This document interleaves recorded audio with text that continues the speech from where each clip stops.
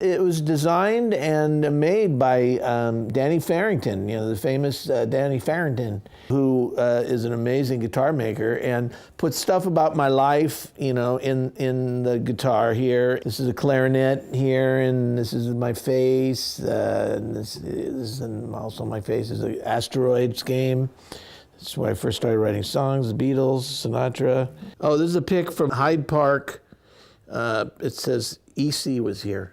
Who's EC? I don't know, Ernest Clementine. Ernest Hemingway? Eric Clapton, folks. I was fortunate enough to get a deal. I was signed by Roy Halley, who produced those great Simon & Garfunkel albums. And then I did a co-production with Henry Louis, who did all the Joni Mitchell albums. We wound up getting 2 hits from our first album, Careless, which was Save It for Any Day, and on and on. Then I had Animal House. I was in Animal House. That was fun. I wrote the theme, Animal House, Animal House, something like that. I had a song of mine that was became a theme, love theme I wrote for the movie White Nights, Separate Lives, which is done by Phil Collins and Marilyn Martin. Very fortunate there. It was #1. And I started writing songs at the age of 13, really. I was a clarinet player in orchestra in school and everything, but then I fell in love with the guitar because the Beatles came along, and it was like Guitar City. Everybody had to have a guitar. And my brother bought me this guitar and bought me an electric guitar and hooked it up to his stereo. And I had then amplified guitar, which my stepfather sure didn't like. And then he kind of forbade me to play guitar for the rest of my life, in the house. He didn't like the Beatles. He didn't like anything but opera. And John Philip Sousa. He loved John Philip Sousa. So I wound up, leaving home at 18 and coming up here to LA and, just walking the streets, trying to find publishers. And Steve Morris and Denny Deonte were in their office one day, and I walked in and they signed me to a $50 a week contract. Back then it was a lot, Well, that took 6 years of just being in LA. I was on the road with this girl singer named Zella Lear, and I was, I had like really long hair, and then they'd put it in a ponytail and make fun of my long hair. We played like, Harrah's and Army bases and crazy places, Then I did that like early, I was like 20. I was writing silly songs for a long time, like songs like There's a Hair in Your Enchilada, Beer Can on the Beach, She Took All My Kumquats, and entire songs like this, Sparrows in the Watermelon. I don't know what that meant, but I was writing a lot of these songs. And finally, I got my heart broken, and finally I started wising up and writing love songs, and that was, kind of what put me on my way.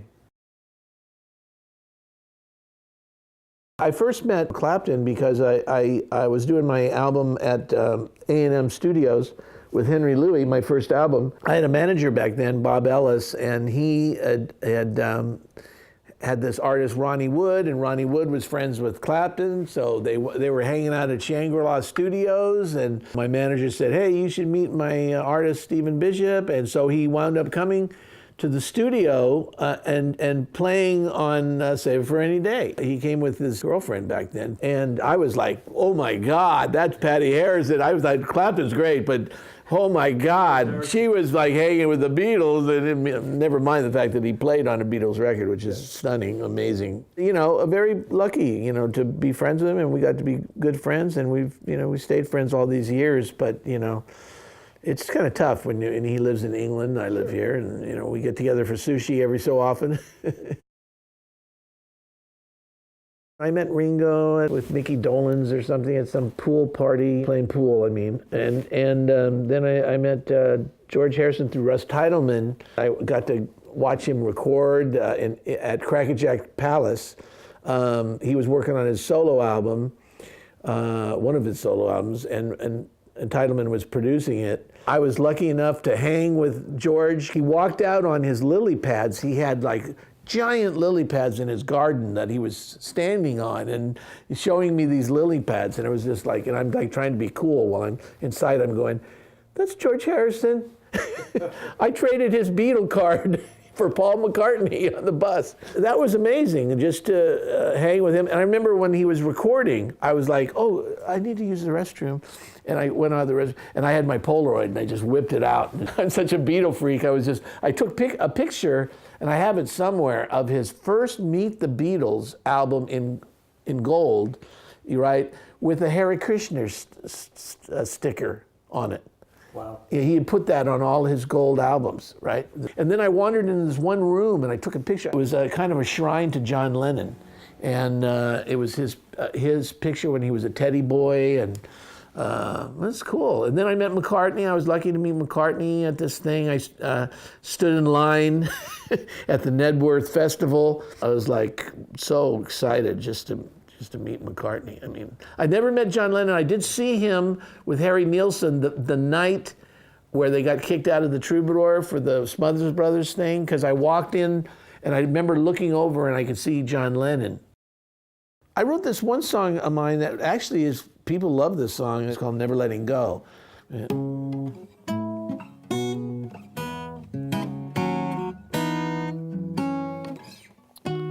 Hi, I thought I'd drop by, so nice to see you. It's been too long since I was holding you. I've been holding on to a prayer, 'cause my dreams never seem to come true. Oh, I'm never letting go, never letting go, never letting go. It's not that easy. That song was written for Bette Midler. She liked this other song, mine, One More Night, which Barbra Streisand wound up doing. But she wound up recording it, but never put it out. And then Phoebe Snow wound up doing Never Letting Go. Yeah, right. Yeah. And called her album that, which was cool. Quit. Nice talking to you guys.